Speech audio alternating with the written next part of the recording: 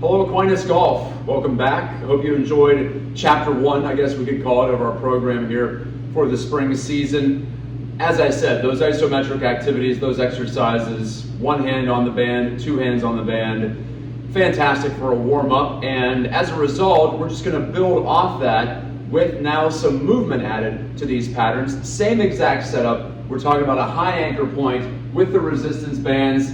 I say bands plural because a lot of times I'll pair a couple together to get the exact resistance that I want to get. Like I said, you can get anywhere from a 10-pound resistance all the way up to a 90 with those fitness gear bands that I linked to in last week's video. So feel free to play with some combinations. If you do pick up multiple ones of those, like I said, you can step further from the anchor point for more resistance, closer for less, and that applies for this week as we tack on what we talked about with the isometrics last week. So this time we're working on strength through the range of motion that you will use in the golf swing. In particular, from the top of the backswing down to the impact position. So you can probably guess where we're going with this. We're going to start with two hands on the resistance band or bands. Again, golf grip. You're going to try to make this feel as much like the top of your backswing as possible.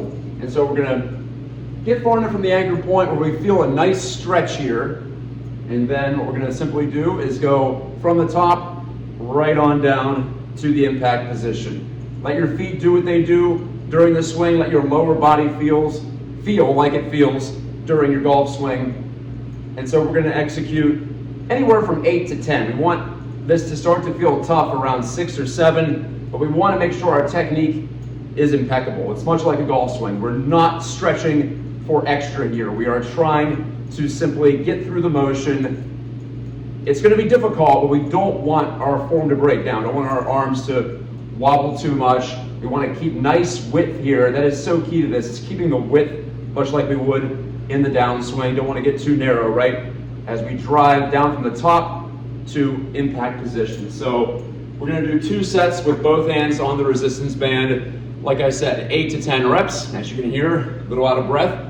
It should be a struggle. It should be a challenge. But again, we are not cheating on the technique.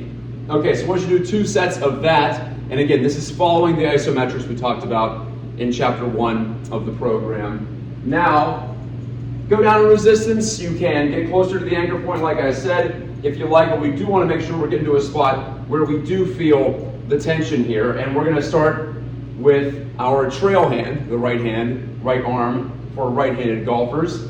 And same thing, 2 sets like this. We're driving down toward impact. I put my left hand, my lead hand on my chest, just to get it out of the way, but also you don't want to put it behind your back. That would cause the feel to be a little too foreign to what the golf swing actually feels like. So again, driving down through, keep that width. We don't want to get narrow. If you have a lot of side bend in your swing, you can simulate that. What we don't want to get is this resistance band too close to our chest. We want to have that feeling of the stretch, of the width. We want to feel that tension coming up through the lower body, into the core, into the upper body, and of course, delivered right down to the imaginary golf ball in this case. Okay, 2 sets, 8 to 10 reps again as we get started here. And you'll be able to adjust. You'll be able to just trust yourself in terms of what you're feeling. Did you struggle to get to 10? Did you cheat? So in that case, drop back on resistance, get closer to the anchor point, whatever you have to do to make it a little bit easier for set number 2. So set number 1 is always a good testing point, a good litmus test for what you're feeling that day. The goal is always progress each and every time we do these, but at the same time, sometimes progress is doing the same number of reps at the same resistance, but just doing it better, having better technique. Very much important when it comes to getting this right is making sure that you're doing it the same way every time. Okay, and now, again, you can probably guess where we go from here. It's time for the lead hand, and we'll start from the top of the backswing, driving right down into impact position, letting your legs do what they do during your typical golf swing.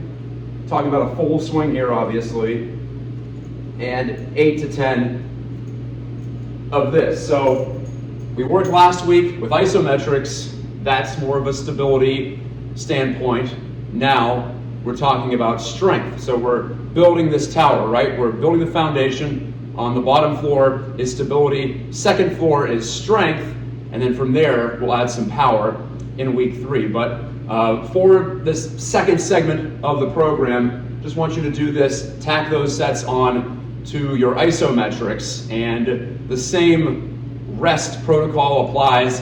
Don't do them back-to-back days. Give yourself a day or even 2 in between, doing them 2 to 3 times a week.